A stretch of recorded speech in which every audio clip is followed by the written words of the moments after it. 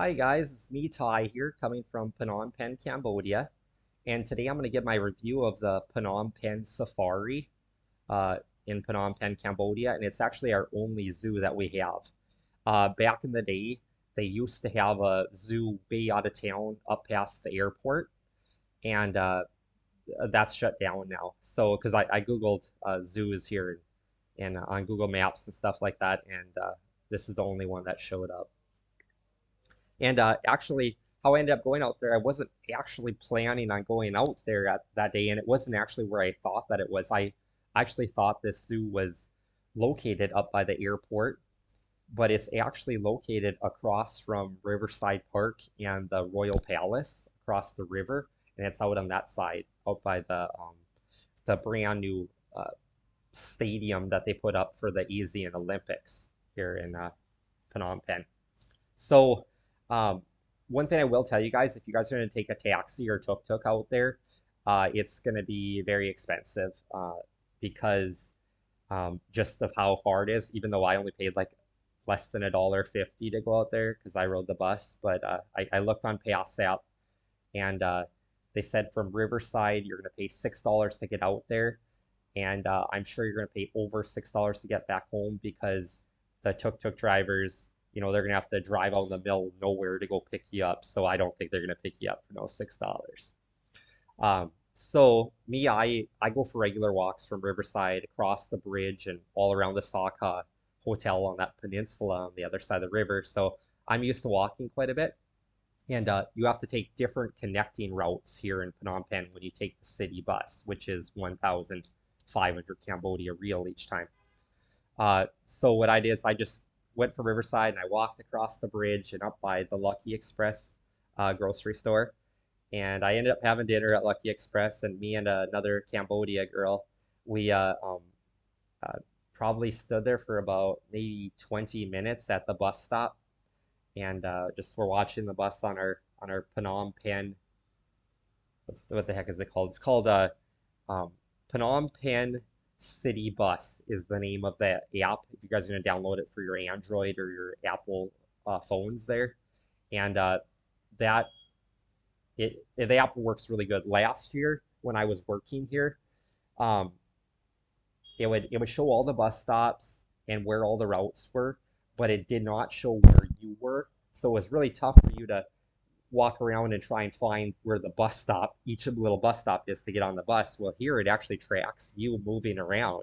So you know that, oh, I'm getting close to the bus stop. And then it also has it where it is actually keeping track of all buses. Some bus routes only have 3 buses on that route doing the run.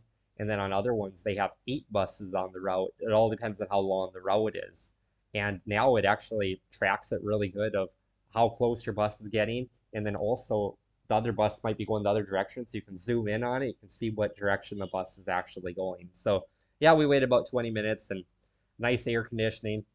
And like I said, I was planning on going out to that new stadium. I think it's called Montaza uh, Stadium Complex or something like that. So I was watching the map and I started zooming in and you can see like all the other tourist stuff and stuff around the city that's on that route. And it shows that our bus actually drives off of our route into the Phnom Penh Safari, which I'd heard of. I'd done research on it. And I was like, God darn it. I was like, I might want to go to that, but everybody had said that it's like really expensive to go there and everything. They're like, it's at least $15 just to get in the gate and all that. And so on Google Maps, you can look at the pictures of it. So I started looking at pictures and then also on the reviews, and the reviews were really good on it. And I clicked on the reviews, and the first ones that started popping up are like, people are like, actually, it was worth it. It was only $10. And I was like, oh, I got $10 on me to get in there. And then all of a sudden, a lot of other reviews started popping up, and they were like saying the animals were scared on the stages. They were beating them and forcing, or just like they were abuse or whatever. And then another guy further down the comment section, he's like, I, I, I, I, I don't know what everybody's making a big deal about. He's like, I think people are exaggerating. They're they're not abusing the animals. It was really good and everything. And when I actually got out of there, I feel the exact same way as that guy. There was shade everywhere for the people and for the animals. The animals were really happy. They seemed to love their trainers, and the trainers loved them. And I didn't see this animal abuse. I missed the tiger show. Um, so I can't say about that one because that was at 11:30, and I got there just before 1 o'clock. But I watched all the other shows, and there was no animal abuse. And those tigers, I was watching them in their cages, and they were pacing back and forth by us, just looking at us. They were definitely content, and they were not scared at all. So I think some people just exaggerate things. So yeah, anyways, the bus driver drops me off out there. I go up to the ticket counter because there was barely anybody there, and I paid my $10, and they threw my wristband on with a QR code, and they gave me this little thing here. And I didn't realize that it's got a bunch of shows where the animals do performances. I just thought that it's the normal zoo. But actually, this is the same setup as the reptile gardens in Rapid City, South Dakota, when you go to visit Mount Rushmore, which I've always liked that because you always pay $20 in the reptile gardens. We've gone there ever since I was a little kid. And when I was little in the early 90s, you could ride the Galapagos tortoises if you're weighed below a certain weight, which now with PETA you can't do that. But they're at they always had like three shows. They had like the bird show, the alligator show, and the snake show over there, and it was all free included. So you had 3 hours that you could burn up through your day for $20, which is good. And this is the one that they gave me here for the Phnom Penh Safari, and it's written in both Khmer and English. And yeah, like I said, it just says Phnom Penh Safari on the top here. And the hours of operation for the zoo are they open at 10 a.m. in the morning and they close at 5 p.m. at night. And they have 6 shows here. Okay, the first show is the bird show. That's at 10:30 a.m. Then they have the tiger show, which is at 11:30 a.m. Then they have the multi-show, which is at 1 p.m. And that's actually where they have just a bunch of like farm animals. They had llamas, miniature horses, and goats, all from the United States. They ship them in, which I've been to plenty of petting zoos that are local county fairs ever since I was a little kid. So I had no interest in going there, even though I got there right before 1 o'clock. So I wasn't going to waste my time on that one. I wanted to go see the rest of the zoo. Then they had the elephant show at 1:40 p.m. Then they had the crocodile show at 2:30 p.m. And then the orangutan show at 3:30 p.m. And all the shows I watched, they lasted anywhere from half an hour to like the crocodile show. I think that one was only like 15 minutes long. So all the different groups of animals, the different breeds, they only do one show for the entire day. So these animals are not overworked or anything. So the first thing I did is I knew about the multi show or whatever, and I didn't want to go with that little farm animal one. So they have maps all over the um the zoo or whatever, and I started running straight through, and I wanted to go see the elephants because like I've been to the Shrine Circus many times when I was a little kid. Our school would always buy um, uh, tickets for all of us students, and we would go there, and you would see the elephant show. And like I said, I was pretty young back then, and I never been up close to an elephant. So all these years I can honestly say I've never seen an elephant up close, and I wanted to see one, and I also wanted to ride one. And back when we were little kids, I think it was like $20 to ride them, which was extremely expensive, in the 90s and early 2000s. Um, so I went there, and there was no other customers, and I saw a guy standing up on like a stage or whatever, where that you get on the elephants or whatever, and I run up there to him, and I said, I'd like an elephant ride or whatever. And he points down to a girl that's sleeping down on a bench or whatever, and he's like, you have to go buy a ticket, sir. So I go down there, and she said $3. So I paid her the $3, and at big places like that, instead of 4,000 Cambodia real equals $1, it's 4,100 Cambodia real equals $1. So a little over $3 for that. So I pay my money, and she scans my QR code. She's like, go on up there, whatever. And um, there's like a corral there when you're going down there to buy your tickets or whatever, and you can see the elephants. I tried petting each of them or whatever. They stick their snout out. They don't really let you pet them. The elephants don't. I mean, they kind of slap your hand. They're just kind of looking for food or whatever. And they were all happy and everything. Two of them had the big saddles on the back for riding, and then the others they were just there for to see and stuff like that. So I go up there, and the trainer he yells the elephant's name. He's like, "Hey, Bubba!" And the biggest bull elephant with the big saddle or whatever carriage, well, carriage on the back is what it is. It's carriage. He yells, "Hey, Bubba!" And that elephant charges across the corral straight to us, and he pulls right up alongside, and the owner hops on the elephant's neck, and he didn't say anything to me, so I was like, "Guess I'm just gonna hop on." So I hopped onto the carousel, and away we go. And the trainer did have a stick with a hook on it, but he never used it at all. How he was actually making the elephant go and steer it is he was wearing his blue jeans and tennis shoes, and he would just push his calves up against the front of the ears, like giddy up, And then also to make it go too, he would press down on the elephant's forehead just with his hands, and that's how they train them to steer them and all that kind of stuff and make them go. So it was really neat, and the elephant was definitely not abused. You could just tell it, like I said, it loved the trainer. Like as soon as he yelled its name, it ran across the arena to its owner. And I'm sure the elephant was thinking in his head, usually I think the tourists also give me some food after I give them a ride. So so yeah, we rode around there, and um, I know like some people have told me like in Thailand, like they were afraid to ride the elephants because of the carriages on the back that they might cut into the elephant and they might want to ride bareback or whatever. Well, that wasn't the case here. We have a carriage, but the actual carriage sits on 6 inches worth of gunny sacks, so he's totally insulated there. And then the ropes to secure the cage, one goes under his tail and back up to the carriage, and it had a garden. It was encased in a garden hose, so no part of that sisal rope was ever touching skin. And the owners, they made sure of it. They were always inspecting that it wouldn't. And then the other ropes for the front of the carriage, they each went underneath the front legs, around the armpits or whatever, and they also had it encased in the garden hose, so nothing was rubbing up against this elephant's skin, hurting him or anything, you guys. So we make the long loop. It was probably like 5 minutes long, and at one point, one of the workers jumps out and takes my picture. And I'd seen it on the website. It said that for your $3, that includes a picture or whatever. So I thought the picture was going to be free or whatever.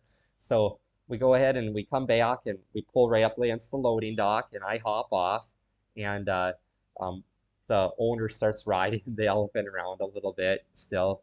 And I knew the elephant show was coming up, so that's probably what it was. He was probably working with the elephant a little bit, and I come down to the base of the stairs, and there's a man waiting for me, one of the workers for the zoo, and he had. I'm gonna be right back. I'm gonna show you guys my picture that I got.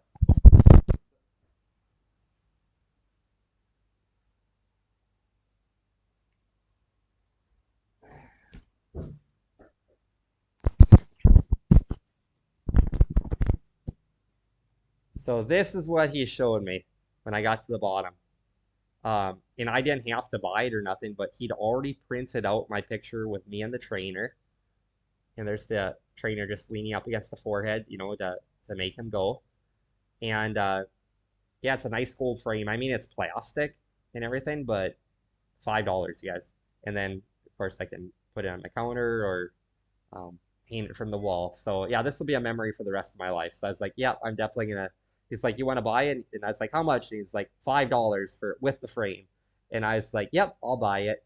So after I paid for it, I wanted to buy some food for the elephant to reward it, because the lady at the ticket counter there, that had been sleeping, she has a whole bunch of food, and it's only $1. You can choose a big bundle of bananas, a bundle of palm tree leaves, or a bundle of bamboo. I guess the animal eats all that. And all I was thinking is, he can grab food off of any tree, I'm sure, but I'm sure he would really like bananas. But I turn around after I paid for the picture, and the elephant was gone. And I was like, and I asked the workers, I was like, where's the trainer with that elephant? Because I couldn't tell which elephant it was, because I wanted to reward that elephant, not one of the other six or whatever that were there at the corral.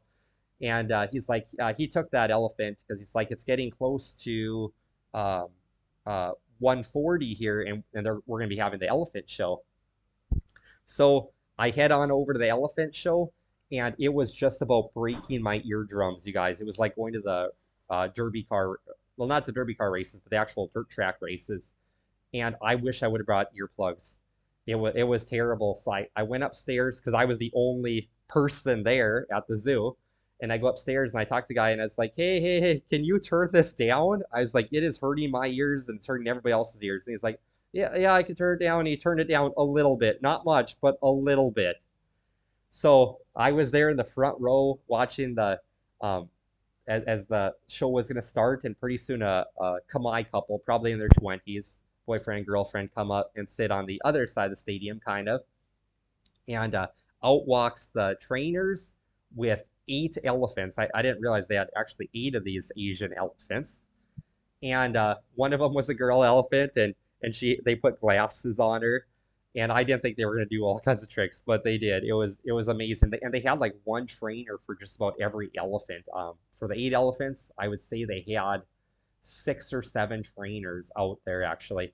And the trainers or the elephants all line up for us, and they go and they lift up their leg or whatever to show that they can stand on just 3 or whatever, just like performers or whatever. And they throw their trunks up in the air. And then pretty soon, one of the trainers points at me and he's like, "Come out here, sir. Come out here, sir." And it's like, "Hey, yeah." He's like, "Yeah, get out here." So I walk out there through the corral onto the stage or whatever, and 2 of the elephants are standing side by side looking at me, and they go ahead and they lock their trunks together like they're holding hands, and the trainer's like, "You're gonna sit on there like a swing, and they're gonna pick you up." And I was like, "Oh, okay." So, and I didn't have to pay anything. That was the coolest thing about like there not being many people at this performance. Normally, you would have to pay for something like this, but so I go and sit on there, and they pick me up, and then they start carrying me across the entire stage. Um, Out there on it's more like a stadium. It's not just a stage. It's big, and it was so cool. And then they set me down. They're like, "Oh, you can go back to your seat, sir." And then after that, they had it where they set all these balloons on the floor, and they were like taped down to something. And 2 elephants would start walking towards you, and each of them would step on the balloon and pop it. The other one would step on the balloon, and it was just showing their coordination. And then they had a big, um, like you would see at like the circuses or whatever, this a stool or whatever. And the elephants, they put their front feet on it, and I thought they were going to put all 4 feet up on it or whatever, but they didn't. They put their front feet up, and then they started walking all with their back legs all the way around.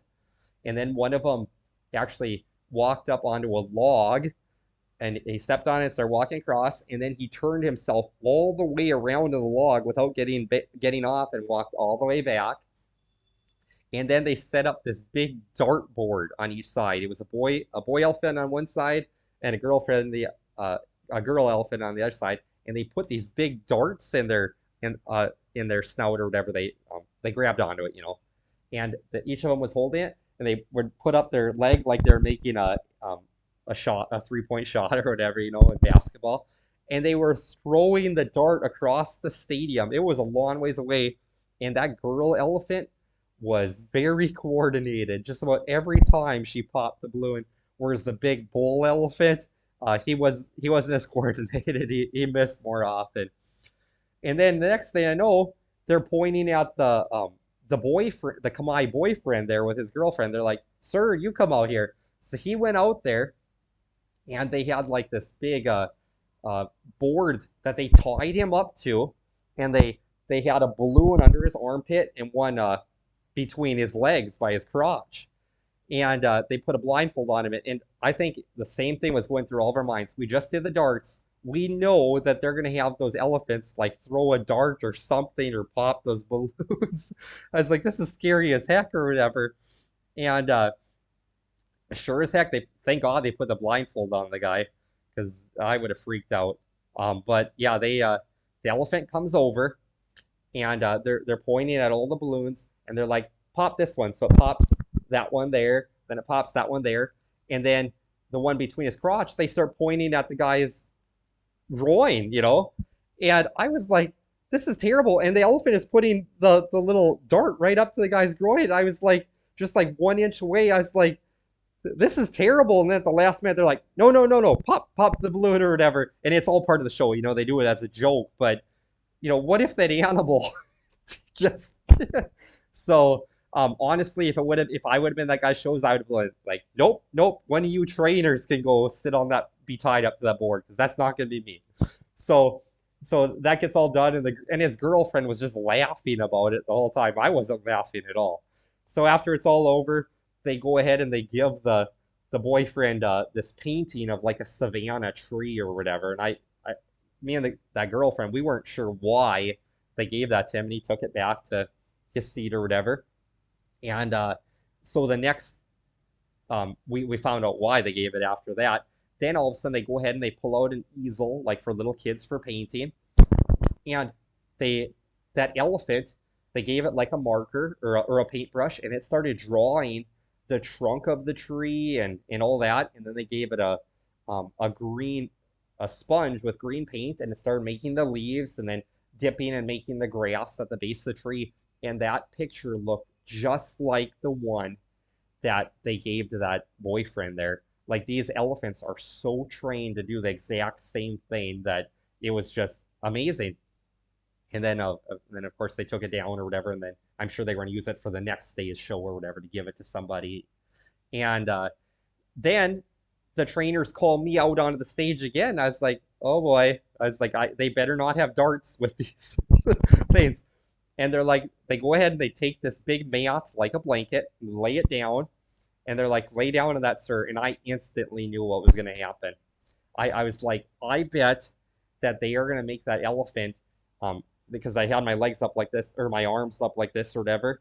And I was like, I bet they're going to make that elephant step between my armpit, step between there, and down by my, you know, wherever, kind of step, put his, stomp his feet down wherever. And I was like, they didn't give me a blindfold, and I closed my eyes the whole time. And I felt an elephant pressing his trunk or whatever against my chest, against my stomach, and also against my groin. And I was like, I'm not opening my eyes because I'm gonna freak out and or whatever. And I was like, I hope that I with his trunk or whatever. And I was assuming he was stepping his legs around there. And after the show, I talked to my girlfriend. It turned out that she spoke really good English. And I was like, by the way, I had my eyes closed. I was like, and also at the end there, the trainers actually had to shake me because I was afraid to open my eyes. And they're like, yeah, it's done, sir. We're done, sir. You can go back to your seat or whatever. And so, because I thought it was the elephant was shaking me or whatever. And she's like, no. She's like, that elephant wasn't using its trunk on you. That elephant was using his toe on that massive foot, and they were having him just tap his toe against your chest, tapping his toe against your stomach, and tapping his toe against your groin, just to show how coordinated this big animal was. And I was like, thank God I had my eyes closed, because I was like, I would have gone into a panic attack and probably scared the animal, and who knows what would have happened to me. So, like I said, I went back to my seat then, and oh, then they were having the elephants throw basketballs and shoot them into the hoops, and none of them did make a basket or whatever. And then at the end, all the elephants came up to the front of the corral, and all of us people that were there, it turned out that another couple came up with their little girl. I don't know, she's probably like maybe 4 years old or whatever. And they said, yep, well, come up and see all the elephants, you guys. And all the elephants started locking two of them, it was 8 of them, locked their trunks just like that. And then they had me come up and they picked me up again, just like before. And everybody else did that too. And finally it was that little girl's turn, and she was freaking out. In which I don't blame her. If I was that age, like I said, even me as an adult, I was kind of worried too. I've seen how strong these animals are, and especially when they get mad or whatever like that, on the African safaris and stuff like that. And she was all afraid, and her dad is like, nope, we're gonna go on there. He picks up that little girl, she's screaming and crying, and he sits on the swing of the elephants, and they pick them both up and or whatever. And then afterwards, the elephants unlock their thing, and they're like, "You guys can come up and pay for pictures if you want or whatever." And I was like, "Nope, I already paid for a picture of me riding the elephant. I'm not going to pay again or whatever." And um, so that husband and wife, they come in, they stand between the two elephants or whatever, and they're like, come here," to their little daughter, and she comes up because she felt a lot safer between mom and dad. And then the elephant started opening its mouth, and she's like, "Oh, look inside the mouth," because she'd never seen that inside the elephant's mouth, and that was a big thing for me too. Like, it wasn't that just I wanted to reward that elephant, I wanted to reward him, but I also wanted to see what an elephant's mouth looks like, because they have a different mouth than any other creature in the world, and also how they eat bananas or whatever. So then after that, the elephants still weren't out there. I went to the crocodile show, and that's the only one where I kind of felt a little bit sorry for the animals, um, was because they had all the elephant or the crocodiles outside in their like little lake or wherever they hang out. And they had a lot of little ones, but they had bigger ones that were probably like at least 6 feet, but they're really wide-bodied animals. And these crocodiles here in Asia, they are nothing compared to the size of our alligators in the United States. Because if you go to the reptile gardens, they have a alligator there that is like 19 to 21 feet long. They're massive in the United States. And just like even here, a lot of these people, I asked them about lions and tigers and all that, and they're like, "We can't believe you guys have grizzly bears in the United States." And I was like, that is true. Our grizzly bears and our Kodiak bears are bigger than any predator that you guys have on the African savannas and all that. And I always tell them, I was like, and the scariest thing about grizzly bears is they are cold-blooded killers. They don't care if you're just going for a walk. Their claws are so long, and um, and they've had tons of attacks out there in Wyoming and stuff like that. So yeah, we watched the crocodiles, and the trainer, the crocodiles, they like to keep their mouth open. I think it must like cool them because I see them out there in the ponds and stuff with their mouths wide open. And he has this like little bamboo stick, the two trainers, and they were beating it on the snout area, and then also between the teeth inside the mouth or whatever. But I guess in their defense, it wasn't a very big stick, and you could hear it really loud. But maybe I think bamboo just makes like a really loud sound for effect. And I think that their skin is so tough on the crocodiles that they probably won't even feel it, because I mean, lots of times they have birds sitting on their snout when you see them out in the wild and stuff like that. And pretty soon, the trainers are actually sticking their hand inside of the crocodile's mouth, and one of them snapped his mouth down, and then he pulled it out. It's like, and he acts like, "Oh, I got my hand hurt." No, it was just a joke or whatever. And then he did stick his head inside the crocodile's mouth, but it never snapped his head down or nothing like that. But I was like, this is just crazy. All of us were like, this isn't even like, this is just crazy, is what it was. So that show was only like 15 minutes long. And then after that, there was still a little bit of a wait before the orangutan show. So I went ahead and I went back to the elephants there because I want to feed, and they still didn't have them. So I waited until the last show of the day, which was the orangutan show. And I walked over there where they have the cage, and um, the cage, there really isn't really even a cage. It's just like a little dike between you or whatever. And um, one of the orangutans was walking around like an old man. Like, I'd never seen how they walk. I thought they would walk more like chimps, where they'd put their front legs down or whatever. Nope. And he was always stretching like this or whatever. And yeah, it was pretty cool. And then they also had a big orangutan on a tricycle, and they're like, "Sir, you want to pay for a picture with the orangutan or whatever?" And I was like, no, no. I was like, I don't want to pay for that. And I didn't see anybody pet the orangutans or anything. So then pretty soon the orangutan show comes on. And um, the first thing that happens is they have like this tower up on the stage.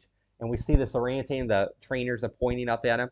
And he grabs onto it like a rope or whatever. And he starts sliding down a rope. And he's pulling this big banner down.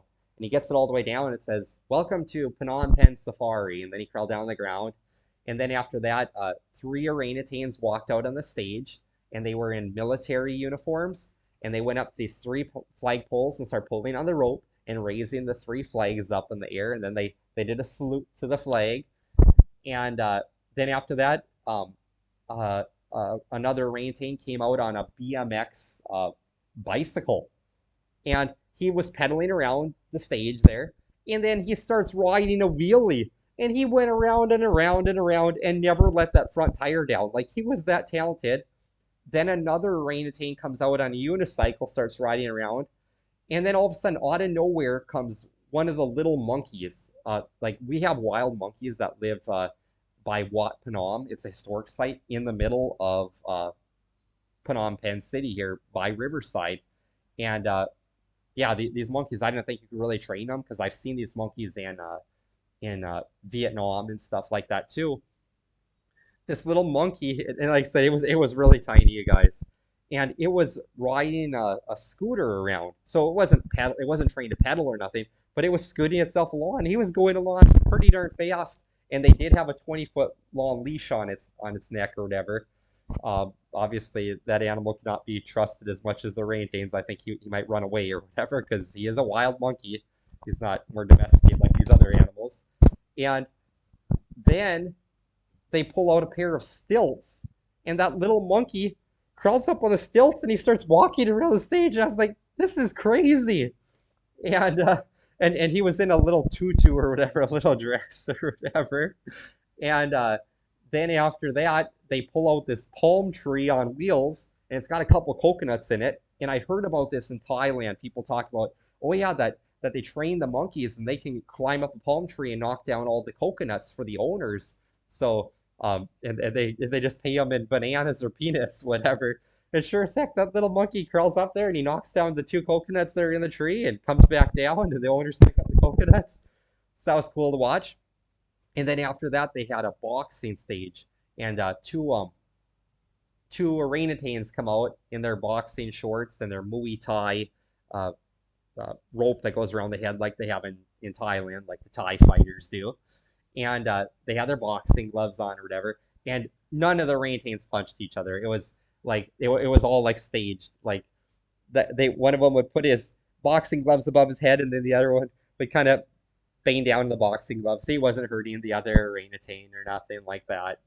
And yeah, they just did a whole bunch of little jokes like that. And then at the end um, of the performance, all of the orangutans come up with the owners along the stage or whatever, and they said, yeah, everybody can pay to take pictures with an orangutan or whatever. And I was like, nah, I'm not going to pay you there for that. And by that time, it was the last show of the day, so there actually were a lot of people that showed up, mostly all Khmer, but actually we did have quite a few men from India that were on vacation too watching it.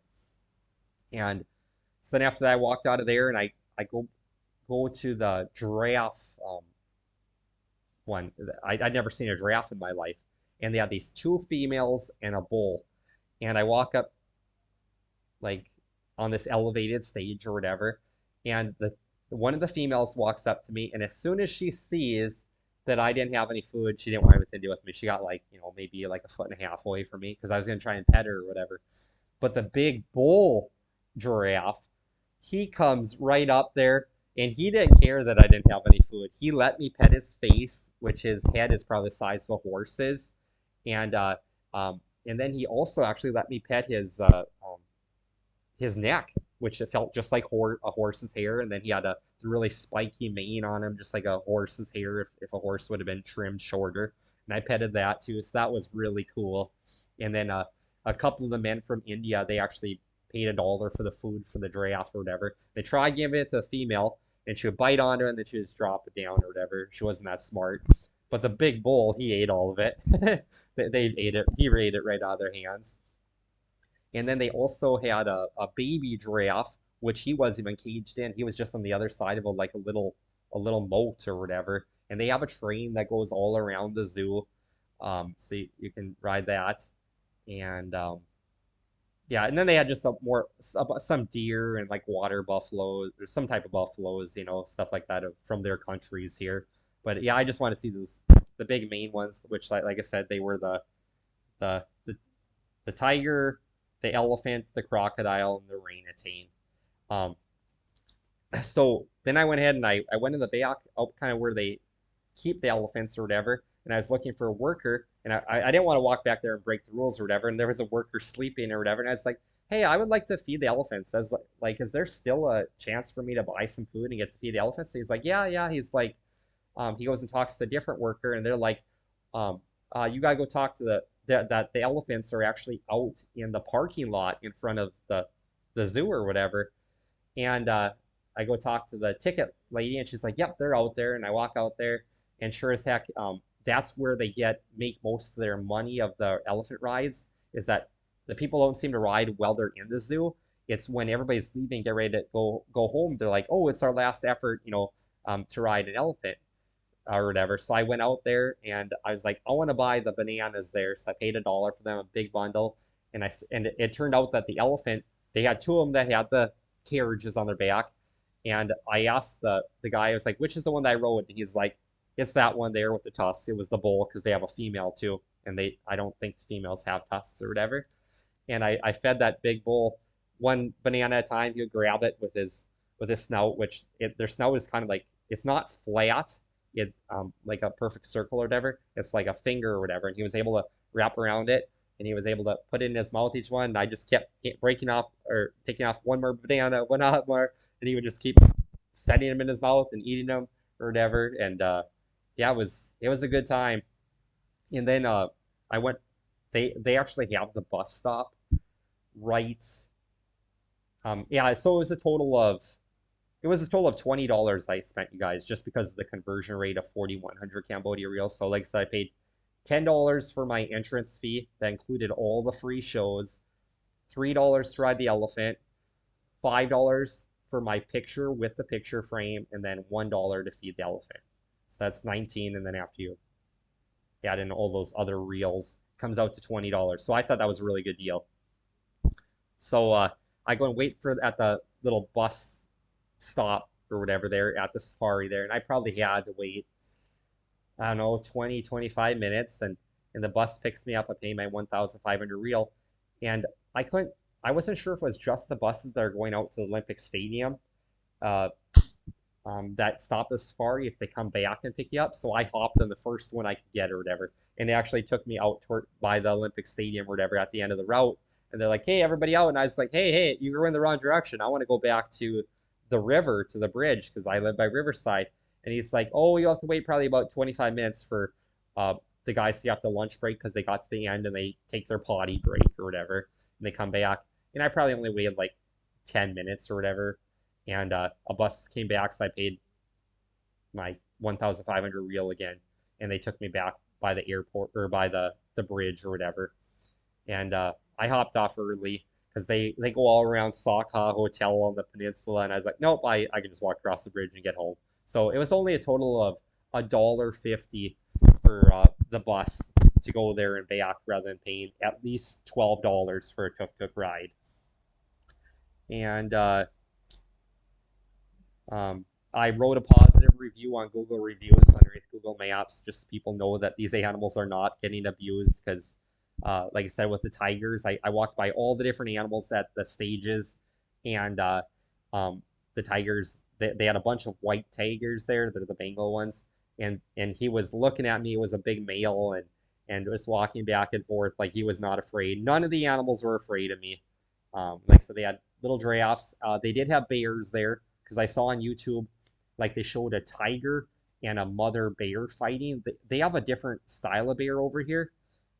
That's got like a really wide tuft of hair around its head, and they're like really small. They're the size of a pig actually. And the mother was trying to protect its baby, and of course, I'm sure it died fighting a Bengal tiger. But they have long claws, so they had those type of bears, and then they also had the sun bear, I think, around its neck. It's got like yellow or orange or something like that. And they all the bears are playing in the water and playing with each other. They were just really happy. The birds, they had a bunch of storks in cages. They seem more unhappy, just kind of like staring at the wall or whatever. But I mean, what do you expect from birds, I guess? Like, because they had lots of parrots out there, and they seem perfectly happy. But storks, I just don't. They're probably just maybe more of that type of animal. So, um, yeah. Um, but yeah, I would. this is a once in a lifetime opportunity, and I would suggest everybody go to it. As like it's only $10 to get in the zoo, you guys, and um, it's kind of an all day thing because I didn't get out of the zoo until probably 4:45, and I got there at like 1:40 or no 12:40 in the afternoon. So all right, if you guys like this content, like, share, and subscribe, and I'll just keep kicking out these videos here from Phnom Penh, Cambodia. All right, take care, you guys.